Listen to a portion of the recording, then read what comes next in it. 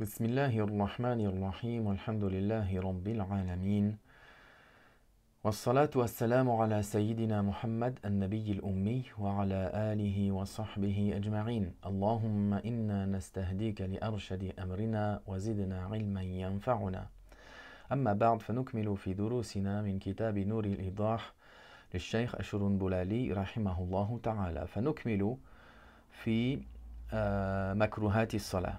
Nous continuons notre cours à partir du livre Nur al-Idah wa Najat al-Arwah du Cheikh Ash-Shurunbulali, rahimahullah, et nous continuons dans les actes blâmables dans la prière. قال والقراءة في غير حالة القيام.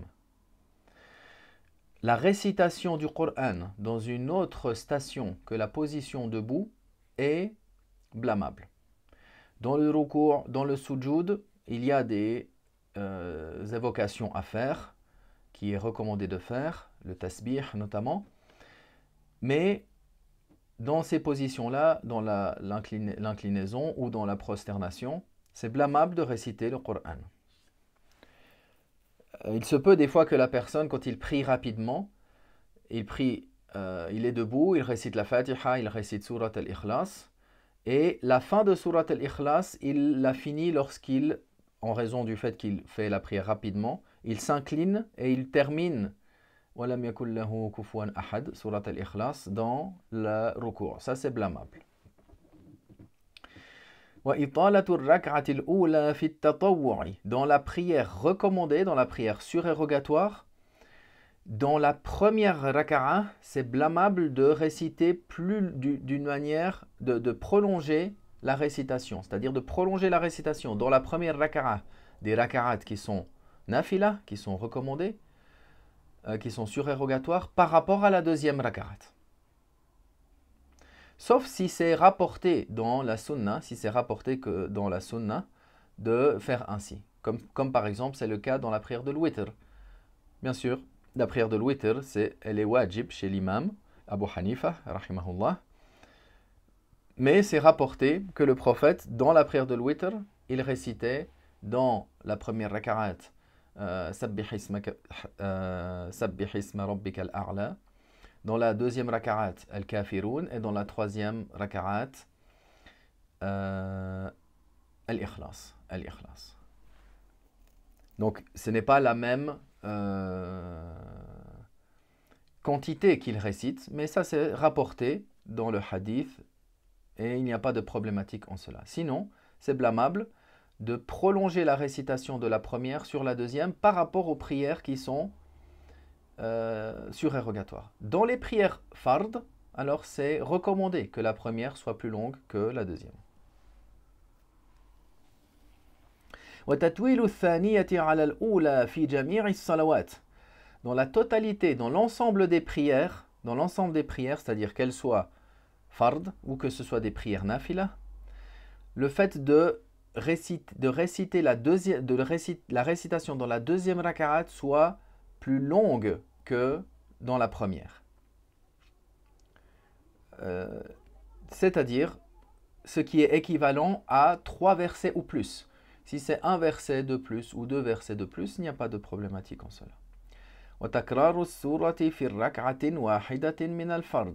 Dans une des prières fard, il est blâmable dans la même raka'at, de répéter plusieurs fois la même sourate. Comme si la personne récite la Fatiha, puis ensuite il récite 3 fois al-Ikhlas dans la prière fard. Ça c'est blâmable.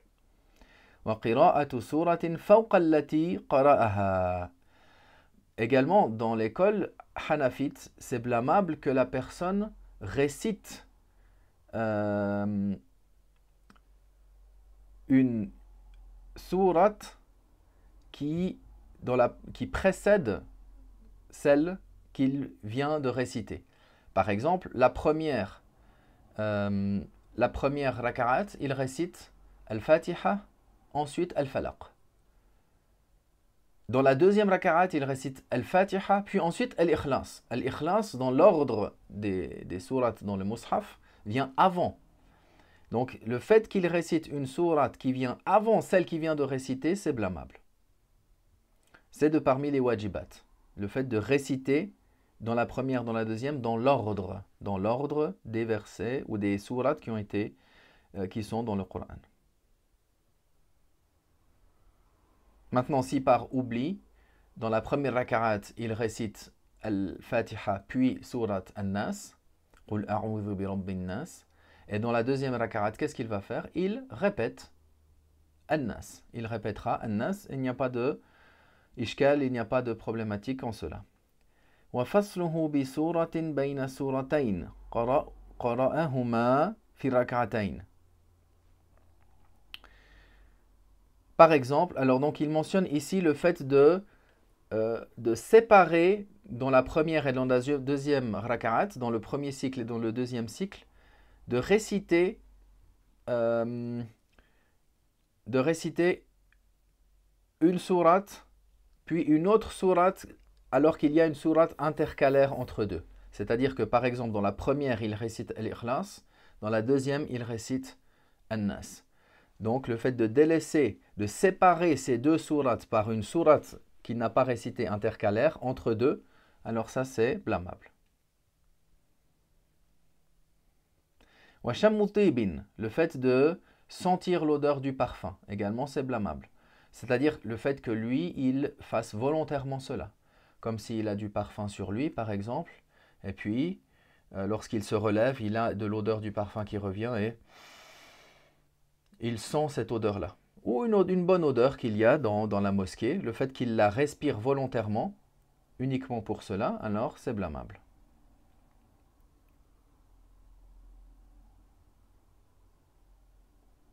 وَتَرْوِيحُهُ بِثَوْبِهِ أَوْ مِرْوَحَةٍ مَرَّةً أَوْ مَرَّتَيْنِ. Le fait qu'il aère son habit, le fait qu'il ventile son habit, s'il a chaud par exemple, ou qu'il utilise quelque chose pour s'éventer. S'il le fait une fois ou deux fois, c'est blâmable. S'il le fait plus que cela, alors ce sera considéré comme de nombreux mouvements et cela invalide sa prière. Mais s'il le fait une fois, deux fois, alors ça n'annule pas sa prière. Mais c'est de parmi les actes blâmables. وَتَحْوِيلُ أَصَابِعِ يَدَيْهِ أَوْ رِجْلَيْهِ عَنِ الْقِبْلَةِ فِي السُّجُودِ وَغَيْرِهِ يعني سواء كان في الركوع أو القيام. Le fait que la personne détourne ses doigts ainsi que ses orteils de la qibla lorsqu'il est dans le sujoud ou autre que le sujoud. C'est-à-dire par exemple ses orteils dans la position debout. Il garde ses orteils, que ce soit debout, dans le recours ou dans le sujoud même, quand il appuie ses orteils de la sorte, il garde ses doigts tendus vers la qibla. S'il garde ses pieds de cette manière-là sur le sol, c'est blâmable. Ou alors, il écarte un peu ses jambes et ses pieds sont en dehors de la direction de la qibla.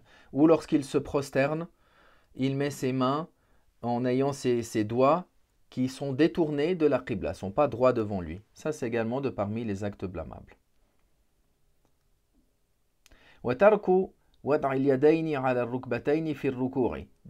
Le fait de délaisser, de poser les mains sur les genoux dans le ruku', dans l'inclinaison, la personne pose les mains sur ses genoux. Le fait de les délaisser, le fait de garder les bras pendants, par exemple, il garde les bras qui pendent, il est en position de ruku', mais il ne met pas les mains sur ses genoux, c'est un acte blâmable.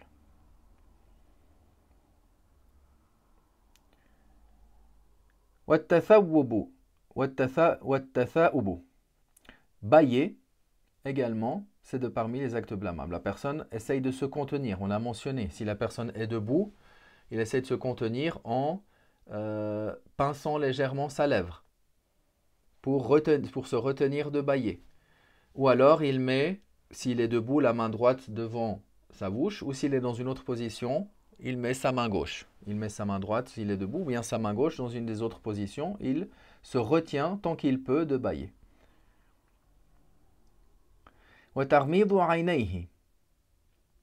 Également, le fait de fermer les yeux, c'est de parmi les actes blâmables. Ce qui est recommandé, c'est quand il est debout, il regarde l'endroit où il se prosterne.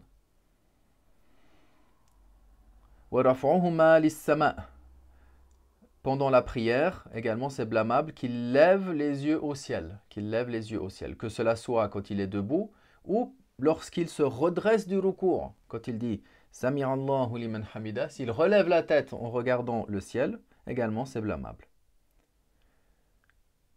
Wat tamatti, le fait de s'étirer, le fait de s'étirer comme ça, c'est également de parmi les actes blâmables. Wal amalul qalil, on a vu les actes peu nombreux n'annulent pas la prière, mais les actes peu nombreux sont blâmables. Wa akhdhu qamlatin wa qatluha, le fait de prendre un pouls et de le tuer, ou de le tuer.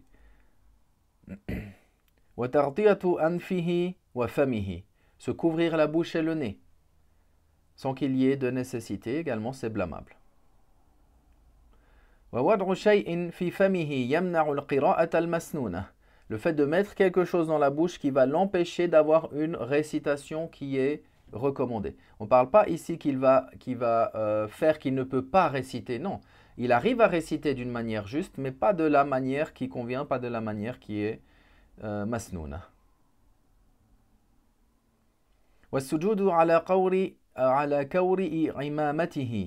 Se prosterner sur le tour de son turban.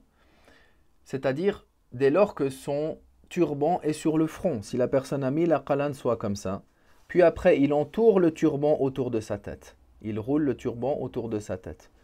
Et il se prosterne sur le turban, de sorte que dessous la partie qui se prosterne, il y a le front. La prière est valable, mais c'est un acte blâmable. Tandis que si la personne relève son turban et que la partie, parce qu'il a un grand turban, la partie qui touche le sol, c'est uniquement le turban sous ce turban-là, il y a la tête, alors le sujoud n'est pas valable. Le sujoud n'est pas valable. Et s'il fait toute la prière comme ça, sa prière n'est pas valable.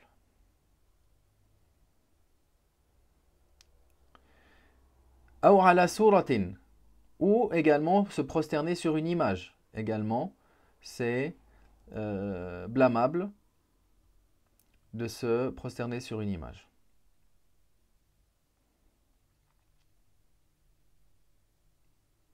Wal-iqtisaru ala al-jabhati bila udhrin bil-anf. Le fait que la personne ne pose que le front sans poser le nez en même temps, sans qu'il ait une excuse. Ça, c'est de parmi les obligations, c'est de lier le nez et le front dans le sujoud. Lorsque la personne pose le front, également, il pose la partie qui est dure, la partie où il y a l'os sur le nez, pas la partie où il y a le cartilage. Il joint cette partie-là du nez au front.